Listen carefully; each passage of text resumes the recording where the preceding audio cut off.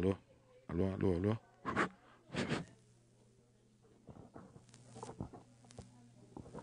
Alô?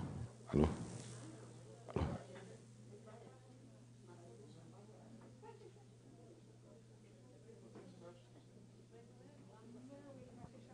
Alô? Alô, alô, alô? Alô? Alô? Alô? Bom dia a todos. Eu, antes de abrir a jornada do X-Frágil 2013, eu queria fazer alguns agradecimentos à doutora Ângela Morganti, que se colocou à disposição, doutor Fernando Koch, a Marta Carvalho, que é presidente da Associação X-Frágil do Brasil, a Pai de Indaiatuba, que, através do André Guimarães, ele cedeu toda a equipe multidisciplinar, a Fernando Molina, Marcelo Guido, Maria Salete, Maria Inês, que nos apoiaram e nos ajudaram para essa jornada acontecer. Muito obrigado a todos e aproveitem.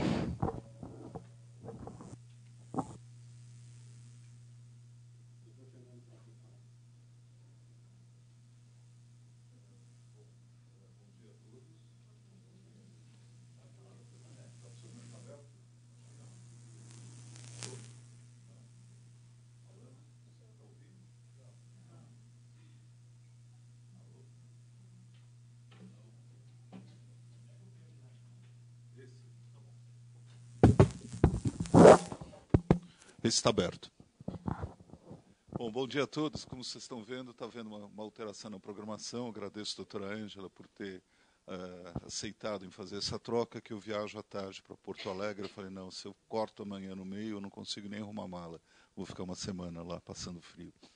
Bom, antes, queria agradecer. É muito bom estar conversando com pais.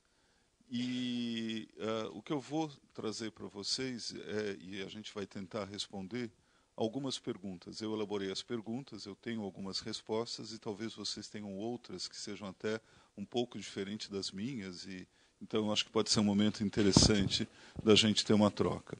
Eu só queria dizer que o que eu vou estar focando é principalmente na forma clássica do X-frágil, ou seja, aquela que afeta os meninos. A gente sabe que o espectro de alterações que ocorre na doença do X-frágil vai além aquele que a gente observa nos meninos. As meninas podem ter um quadro clínico, mas habitualmente ela é muito mais atenuado do ponto de vista neurológico.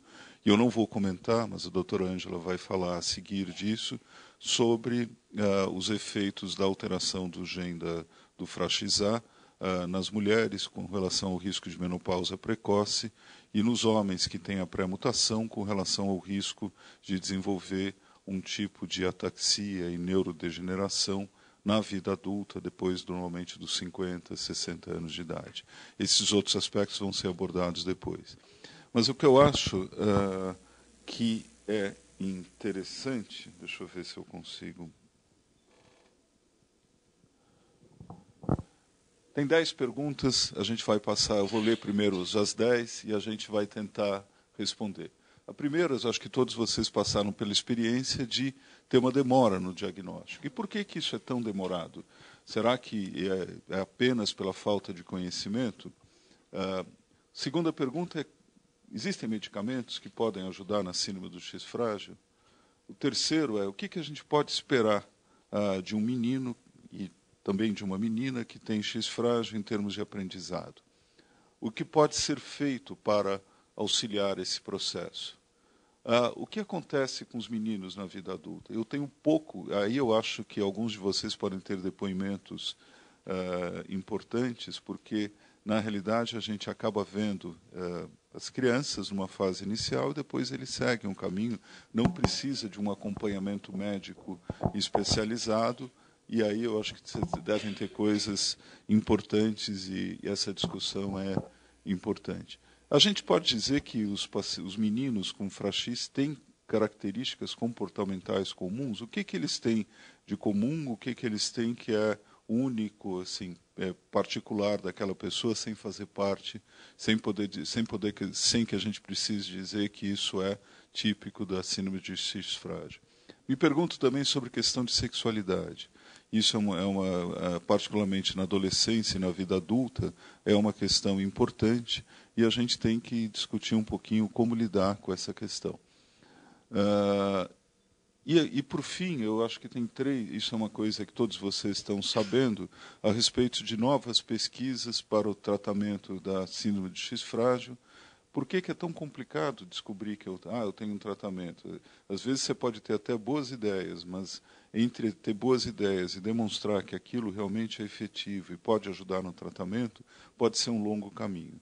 E, finalmente, apenas a título de essa informação, as pessoas têm perguntado, e como estão os ensaios clínicos, que é como um medicamento demonstra sua eficiência aqui no Brasil. Tá? Por que vocês acham que é tão demorado e, às vezes, difícil fazer o diagnóstico de X frágil? Quem quer falar? É comum a síndrome de X frágil? Não. Existem condições que podem ser bastante parecidas com a síndrome de X frágil? Sim. Então, a gente está falando de uma doença que não é comum e que pode ser confundida com muitas outras condições. E é fácil fazer um exame para X frágil? Todo lugar faz? É que nem... Então, eu acho que aí a gente tem 3 boas respostas. E é mais ou menos isso mesmo. Uma deficiência cognitiva, uma deficiência intelectual, acontece em até 3% da população. As formas mais leves muitas vezes estão associadas a problemas ambientais, culturais. As formas moderadas e graves, no qual o FRA-X se enquadra, elas não são 3%, elas são um número menor, mas você fala, nesse universo de 3%, o X frágil representa talvez 1% das causas de deficiência cognitiva. Então, mesmo que, considerando isso, isso faz com que esse diagnóstico possa ser mais difícil e mais atrasado. E quais são as pistas que o médico tem e que muitas vezes não busca essa informação? As pistas muitas vezes estão na história da família. Então, ter informação sobre a família muitas vezes aumenta muito a chance de você solicitar o teste, indicar o teste. Mas aqui devem ter famílias que não há outras pessoas, não tem história. As famílias tendem a ser cada vez menores e isso aumenta a nossa responsabilidade em indicar esse exame toda vez que você vê uma criança, um menino particularmente, com um comprometimento nas aquisições do desenvolvimento, da linguagem e com alterações comportamentais. Vocês devem também saber que algumas das características da síndrome de X frágil podem ter alguma semelhança com qual outra doença, além da deficiência? Tem uma turma lá com uma camiseta escrito autismo, isso. E por que se pensa em autismo? Porque eles têm uma certa inibição social bastante grande, eles muitas vezes têm um olhar bastante esquivo, eles não gostam de fazer olhar nos olhos, e pelo atraso de linguagem, algumas vezes eles têm também o que a gente chama de estereotipia. Você sabe o que é uma estereotipia? É um movimento repetido, é um abano, ou às vezes coisas relacionadas à autoagressão, de se morder, que são coisas que você pode encontrar em muitas. Você encontra isso em pessoas com deficiência, você encontra isso em autismo. E, claro, o quadro clínico pode se sobrepor a diversas outras condições e o teste confirmatório é um teste que a disponibilidade é pequena. Não é um exame que é amplamente disponível, são poucos os laboratórios que fazem esse teste e isso dificulta ainda mais o acesso a esse exame. O SUS não tem uma previsão de... Esse exame não é um exame que está no rol de exames que você facilmente consegue pelo SUS. Mesmo os laboratórios privados são poucos aqueles que realizam. Então, você vai encontrar esse exame muitas vezes vinculado a centros universitários, como acontece aqui, acontece em Ribeirão Preto e alguns poucos outros pelo Brasil. Toda vez que se fala em tratamento, a gente pensa em medicamento. Eu estou colocando aqui de uma forma até um pouco provocativa. Existem medicamentos? Depende. Todo tratamento que a gente dispõe até hoje em dia, em termos de medicação, depois eu vou falar de... Tratamento é uma coisa mais ampla. Tratamento não é apenas remédio. Você tem medidas educacionais, você tem trabalhos que são feitos com profissionais da reabilitação, com fono, terapia ocupacional, pedagogia. Mas falando estritamente do medicamento, os medicamentos têm como foco melhorar sintoma. E, até o momento, a gente espera que isso mude em breve, não existe um medicamento que atue tentando reparar a via que se encontra alterada quando você tem uma alteração no gene da síndrome do X frágil.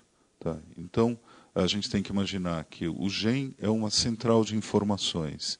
Se essa informação não chega ao seu, não é no momento adequado, no local adequado, isso pode alterar todo o funcionamento das células, e basicamente aqui a gente está falando de uma doença cuja expressão clínica maior é sobre o sistema nervoso, e isso vai levar a esse conjunto de alterações, que incluem alterações comportamentais, alterações do ponto de vista cognitivo. Isso aqui eu vou voltar a abordar no fim dessa nossa conversa.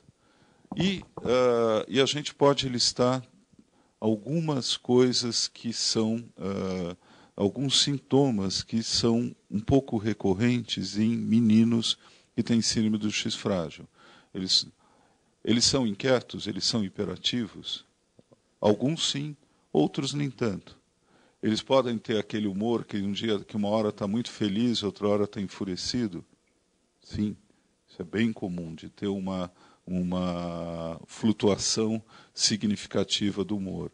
Ou então ter um comportamento antissocial, às vezes com maior agressividade, mais disruptivo, como a gente fala. Isso pode acontecer também. E ainda, algumas vezes também uma ansiedade excessiva. Então, toda a linha de tratamento, em termos de medicação, os medicamentos que se dispõem, eles podem atuar melhorando alguma dessas vias. Mas não existe um medicamento universal, não existe a necessidade das pessoas desses meninos receberem medicação sempre. Isso aí vai depender de cada um. E a gente tem que entender que são medicamentos que não são específicos para a doença do X frágil. Então, quando a gente fala de um psicoestimulante, a gente está falando de medicamentos que também são usados de uma forma até um pouco excessiva atualmente em transtornos de déficit de atenção e hiperatividade. É um paradoxo você dizer que vai dar um estimulante para quem já é bem turbinado, bem acelerado, mas é uma coisa que a gente observa que, quando falta atenção, o uso de psicoestimulante contribui para a melhora da atenção e, dessa forma, a melhora da hiperatividade. Os indivíduos que têm hiperatividade pura respondem da mesma forma que os pacientes com Fragile que têm a hiperatividade? Não. Então, a resposta que você pode esperar, muitas vezes, é uma resposta incompleta, ou às vezes você não vê resposta nenhuma. A vantagem desse tipo de medicação é que rapidamente a gente vê um efeito. Então, se não der certo, é muito simples, interrompe. Ele leva tempo, a ação dele é quase imediata.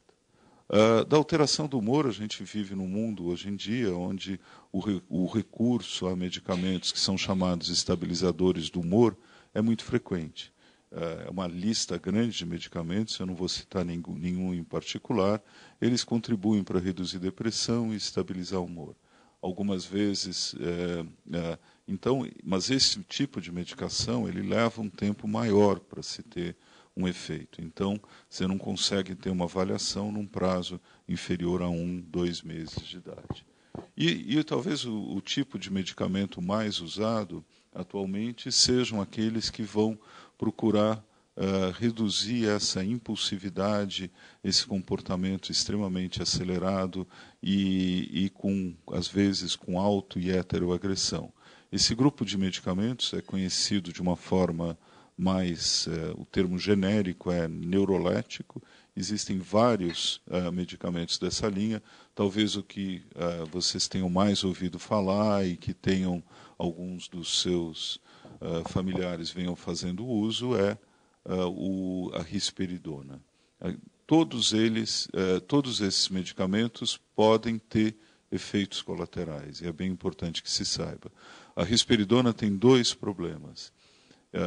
Ela pode levar a ganho de peso, então isso já é um problema em alguns indivíduos com Frachis, e o uso crônico não é frequente, mas pode levar à ocorrência de o que a gente chama uma distonia, parece um torcicolo, então entorta o corpo, e isso às vezes obriga ao uso do remédio. Então, é importante saber que os medicamentos podem ajudar, têm que ser usados com critério, não existe um medicamento universal, e isso obriga um acompanhamento médico, e é importante que...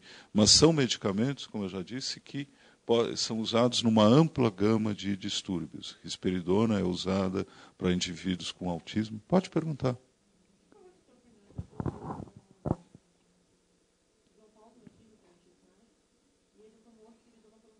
Sim.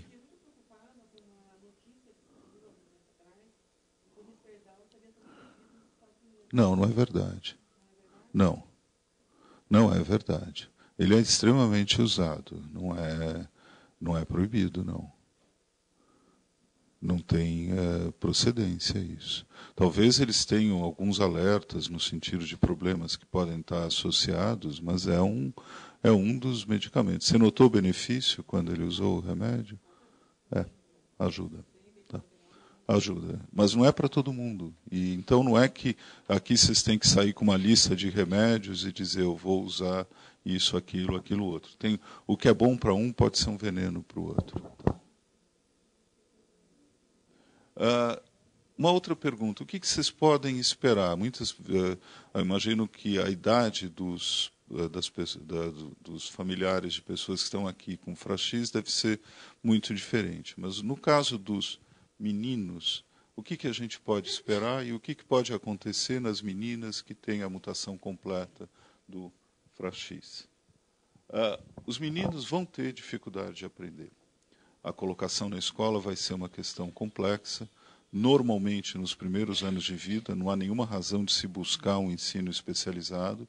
Elas vão frequentar o ensino normal, vão ter os apoios necessários, algumas vezes na escola, algumas vezes fora da escola, mas pode chegar um momento que isso comece a ficar muito difícil ou até impossível. Então, hoje em dia, existe uma tendência grande de trabalho de inclusão, isso é um movimento importante. A ideia de que essas pessoas convivam com outras crianças é educativo para as duas partes, tanto para os chamados alunos que não têm problema de aprendizado, como para aqueles que têm. Mas pode chegar um ponto onde você diz, não está dando mais para ser desse jeito, a gente vai precisar partir por alguma instituição alguma escola chamada assim mais especializada. Mas assim, o recado que eu dou é assim, nos primeiros anos de vida, não há razão de se buscar ser uma criança de 3, 4, 5 anos, qualquer tipo de escola especializada. Eles vão para o prézinho, vão para o jardim, vão frequentar escola com as outras crianças, mas à medida que o tempo vai passando, você pode ter, a inclusão não é uma resposta para tudo. No caso das meninas que apresentam a mutação completa do Frachis, a dificuldade em geral é muito mais leve. Elas têm condição de frequentar, em geral, a escola com reforço pedagógico, com algum apoio externo, mas sem a necessidade de você ter medidas uma educação separada. O que a gente pode fazer para ajudar no processo de aprendizado? Essa também é uma pergunta recorrente. O que você pode fazer para que isso se dê de uma forma melhor? Como eu falei, não existe um medicamento que deixe as pessoas que melhorem o aprendizado. Mas se a gente lembrar o que eu conversei aqui, Se a gente tem uma melhora do comportamento, uma melhora da atenção e uma melhora do humor, e aí vocês já estão vendo, quando eu falei de que medicamentos podem ser usados, isso tudo pode trazer um benefício no rendimento da escola. Mas não existe uma pílula mágica que vai fazer das pessoas aprenderem matemática de uma forma mais fácil. Mas a gente tem que entender que o aprendizado é uma coisa complexa. Ele depende de atenção, ele depende de estar de uma estabilização do humor e depende de não ter um comportamento tão impulsivo, tão disruptivo. Então, os medicamentos podem sim ajudar no processo de aprendizagem, mas ajudam de uma forma indireta. Eles não vão fazer a mente ficar brilhante. E aí, claro, existem uma série de medidas de apoio que são importantes. Os profissionais especializados em educação podem ter uma contribuição muito grande, seja com apoio psicopedagógico. Existem fonoaudiólogas que têm uma especialização em educação e que também podem ter uma contribuição importante. Aqui não há limite. Aí, se as pessoas me perguntam, ecoterapia ajuda? Tem coisa que eu não sei. Eu não sei o que tem coisas que são recreativas, prazerosas, mas a gente não tem resposta para tudo. Evidentemente, se você a fisioterapia não é uma coisa que estaria na lista de prioridade numa criança que tem uma dificuldade de aprendizado. E eu não quero que vocês saiam daqui com uma receita, que tem uma série de itens que vocês têm que seguir. Mas é importante a gente ter claro que é um conjunto de ações que vai contribuir para um melhor desempenho. Aqui eu queria até que vocês me ajudassem. Talvez vocês tenham pais daqui de indivíduos que já sejam adultos. E o que acontece com eles? Quais são as estratégias que a gente pode oferecer? A escola chega a um determinado limite, você não vai manter essa pessoa na escola depois dos 30 anos, 40 anos. Então, a primeira coisa que é importante é ter claro que ter um filho com X frágil, com mutação completa, mais ou menos significa que essa pessoa não vai conseguir ter uma vida plenamente independente. Essa pessoa vai precisar de supervisão. A gente tem que imaginar que ele, na vida adulta, não é uma pessoa que você diga, olha, vá para o mundo e se vire. Ele vai precisar de uma supervisão. Algumas questões que se colocam, a gente não tem uma estrutura definida, essa é uma preocupação de todo pai que tem um filho com alguma deficiência, é saber o que vai acontecer com ele na vida adulta, quais são as alternativas. Existem poucas instituições no Brasil, o que se vê muito fora são residências ou comunidades pequenas, não é nada de uma instituição para 200, 300 pessoas, são residências para indivíduos com alguma deficiência cognitiva. E ainda, em termos de profissionalização, a gente vê as oficinas, que são interessantes no sentido de uma profissionalização e de uma sociabilização, e que alguns conseguem entrar numa rotina de um trabalho relativamente simples, outros, nem todo mundo se adapta a uma rotina de oficina abrigada. E a profissionalização é bastante complexa, uma vez que, hoje em dia, vocês sabem que as empresas grandes têm que ter, dentre os seus empregados, uma cota de indivíduos com deficiência. Isso inclui deficiência visual, deficiência auditiva, deficiência motora e também deficiência mental. Talvez a inclusão de todas essas deficiências, a mais difícil seja a deficiência mental. Porque você não tem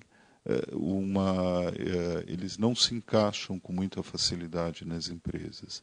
Agora, isso é todo um espectro. É possível, e sempre que for possível, algum tipo de inserção profissional, mesmo em condições, assim, trabalhos relativamente simples e que possam ser feitos com segurança, é bastante interessante. Eu acompanho alguns pacientes adultos que trabalham como empacotador em supermercado, ajudando em trabalhos dentro de escritório, fazendo cópias, sendo mensageiro. E, assim, tem experiências bem interessantes nessa área. Tem alguém aqui que queria dar um depoimento, que tenha um filho adulto e que como é que isso tem sido? Vocês estão muito quietos. Bom, vamos em frente. E você pode dizer que tem um denominador comum nos meninos com X frágil com relação a algumas características comportamentais? Tem, mas não ao ponto de você dizer assim, um profissional que não tenha visto um número grande de meninos ou adultos com Fra-X vai reconhecer facilmente. A hiperatividade é uma das características, ansiedade, uma dificuldade, e essa ansiedade se acentua em ambientes onde eles estão menos habituados, e isso pode, então, se eles saem e vão num lugar que eles não estão habituados a frequentar, essa ansiedade tende a ser maior. Podem ter autoestimulação, auto- e heteroagressão, morder a mão, se bater. E talvez a coisa que mais a gente aprendeu a reconhecer é que, diferentemente dos casos de autismo mesmo, que eles ignoram a gente, os meninos com X frágil, eles evitam o olhar, mas eles olham de rabo de olho, eles gostam de ter um olhar assim de cantinho. Eles falam com você, mas, não olham para a tua cara, mas estão olhando pelo cantinho dos olhos. E, por exemplo, se você dá a mão para eles dão a mão, mas viram a cara. Então, essa questão do contato social é uma característica interessante. Eu acho que isso é uma das coisas que ajuda a gente a reconhecer. Mas isso, claro, nas crianças que são maiores. Nos pequenos, o que você acaba vendo é um atraso no desenvolvimento, um atraso na linguagem, basicamente, e um comportamento bastante excitável e... A questão da sexualidade não é uma preocupação nos pequenos, mas passa a ser uma preocupação nas crianças maiores, porque eles não têm uma inibição social. Então, inibir comportamentos que são socialmente inaceitáveis faz parte, isso é difícil, isso é um trabalho recorrente, mas você não tem que se escandalizar, não é para bater, não é para dizer não faça isso, mas simplesmente entender que manipulação genital, masturbação, faz parte, é comum. E o que você tem que ensinar é dizer, técnicas de dizer, não faça isso publicamente. Vai acontecer, não é constrangedor em algumas situações, mas tem que saber que isso não dá para varrer para baixo do tapete, nem tomar medidas punitivas. Nos próximos minutos, eu queria conversar um pouquinho com vocês a respeito de como anda a pesquisa na síndrome do X frágil. A primeira coisa que é importante é que muito do direcionamento das pesquisas provém de um conhecimento básico. Quando a gente identifica um gene, o gene já foi identificado, a Ângela me ajude, acho que há mais de 15 anos, 91, 20 anos já. Nossa, eu tenho que atualizar meu calendário, 22 anos. E o mecanismo se entende, agora a gente entende muito melhor a função desse gene, ele codifica uma proteína, então o gene é a informação, o braço efetor do gene é a proteína. E essa proteína tem um papel importante, assim, falando de uma forma muito simples, ela controla a produção de outras proteínas na terminação nervosa. Ela tem um papel importante na estabilização das conexões entre as células nervosas. Existe um descontrole da produção dessas proteínas e o que a gente tem que buscar é medicamentos que consigam reparar esse desarranjo, esse defeito de sinalização. Quer dizer, uma célula conversa com a outra e, na medida que ela vai conversando, ela estabiliza as conexões. A gente aprende a usar o cérebro usando. Muito do nosso cérebro ele vai se moldando na medida que você vai usando. E esse processo está comprometido nos pacientes com síndrome do X frágil. Então, existe um defeito que não é visível não adianta imaginar que uma ressonância magnética, um eletroencefalograma, nenhum desses exames está no nível de ver, de enxergar alguma alteração. Então, você tem 100 bilhões de células nervosas. A gente tem apenas 20 mil genes, mas 100 bilhões de neurônios. Esses neurônios, eles funcionam se comunicando um com o outro. E é na conexão entre uma célula e outra, ou seja, no mecanismo de integração e de informações, é que você tem o desarranjo básico. E tudo isso vem de pesquisas básicas. Quer dizer, não é a gente saber qual é o gene, não trouxe nenhum insight de entender por que isso estava causando uma deficiência cognitiva.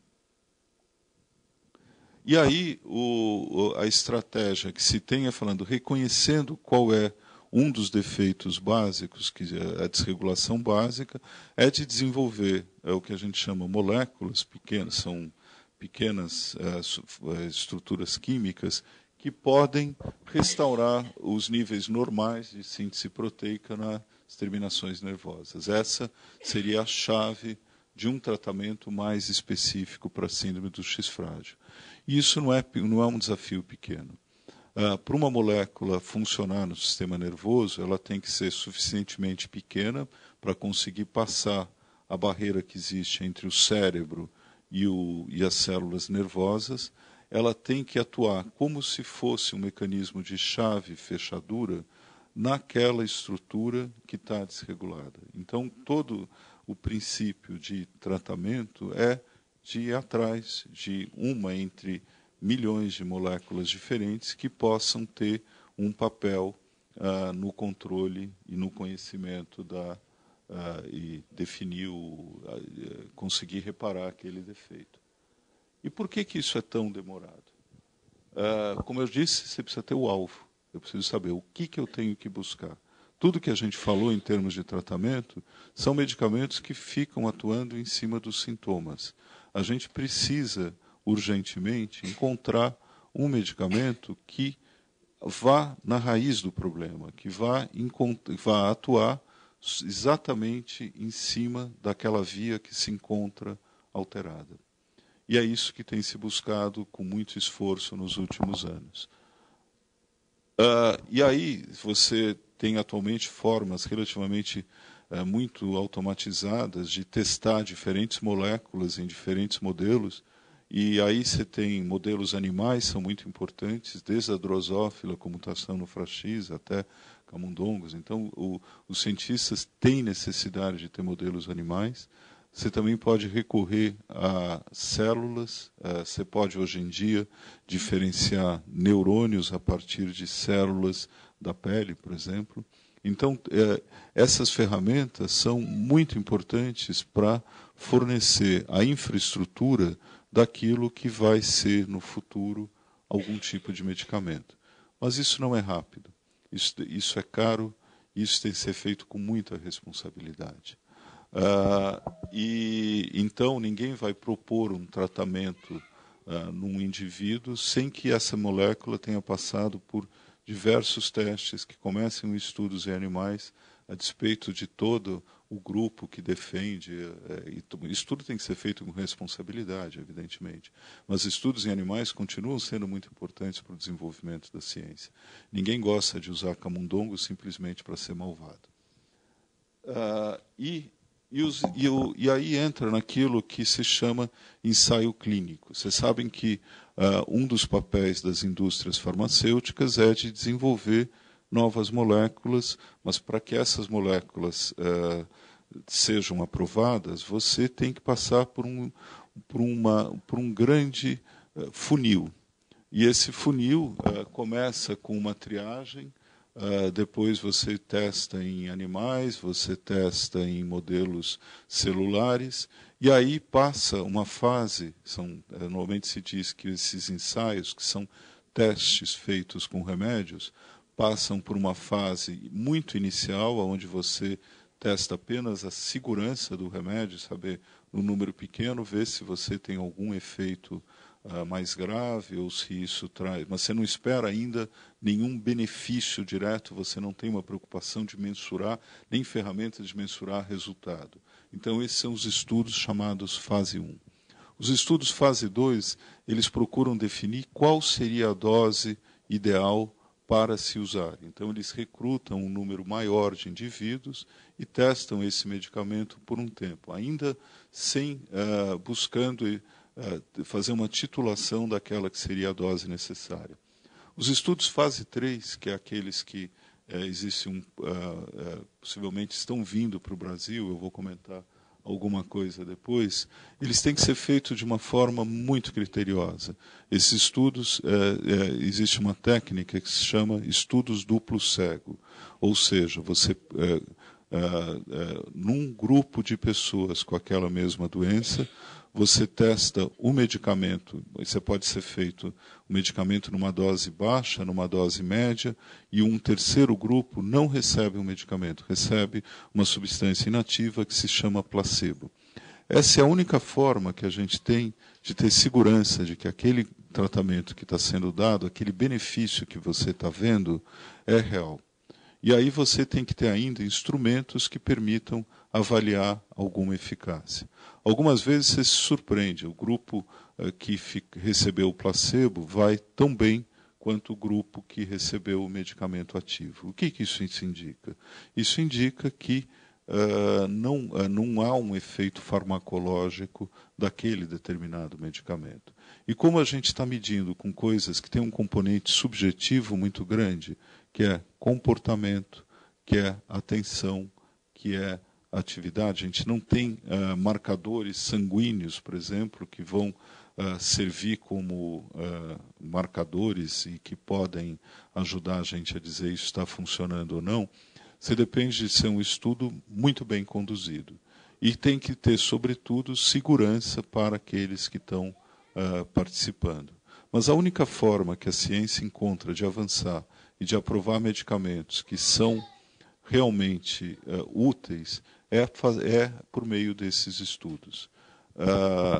E finalmente existem estudos que são feitos uma vez já o medicamento tendo sido aprovado, que é o que se chama pós-comercialização. Aí são estudos que vão aumentando o número de pessoas recebendo, podem encontrar alguns efeitos adversos raros e chamar atenção para problemas que em estudos menores não foram detectados.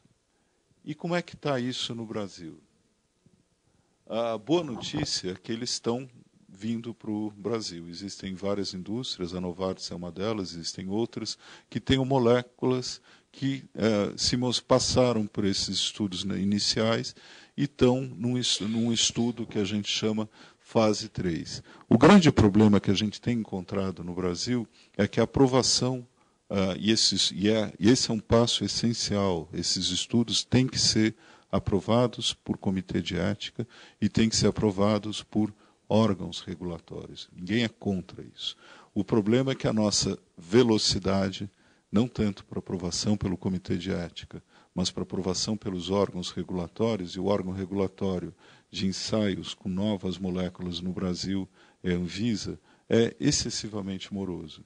E como esses estudos são internacionais, envolvem vários centros, como isso é uma doença rara, é necessário um recrutamento de um grande número de pessoas, a gente não tem conseguido a aprovação dos estudos no Brasil.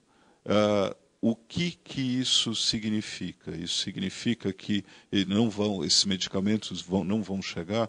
Eles devem chegar, uma vez que eles passem, esses estudos sejam concluídos, eles mostrem eficácia, os medicamentos vão ser aprovados em outros países e vão acabar chegando aqui. Mas a gente perde uma oportunidade de contribuir, de acelerar esse processo. E isso tem sido um problema, não apenas com... E aqui você tem um problema ainda maior. Como a gente está falando de uma população vulnerável, os indivíduos que usariam esses medicamentos seriam muitas vezes crianças ou adultos que têm uma incapacidade, a decisão dependeria dos pais. Então, os órgãos regulatórios olham com uma atenção maior. É necessária uma responsabilidade maior. Esses estudos exigem que você esteja seguro, que com um acompanhamento mais próximo, que essa pessoa não tenha algum risco, e ainda, quando você mostra um resultado favorável, que aquelas pessoas que participaram da pesquisa continuem recebendo o medicamento. Mas o que a gente tem enfrentado de dificuldade atualmente, acho que muitos de vocês ouviram que tem novos estudos e estão pipocando no mundo inteiro, é que o Brasil entre dentro dessas novas pesquisas. E não há outro jeito. Se a gente quiser que os pacientes que vierem a ser diagnosticados no futuro tenham medicamentos melhores, vai depender de uma colaboração essas pesquisas são fundamentais para você demonstrar que não basta dizer que na célula funcionou, que no camundongo funcionou, a gente tem que ter mecanismo, você tem que ter uma segurança de que isso realmente é benéfico. E é possível que esses medicamentos, que inicialmente podem ser usados apenas para FRAX, se mostrem efetivos em outras doenças. Isso aí não há uma particularidade tão grande no FRAX que essa informação não possa usar. A ciência caminha assim.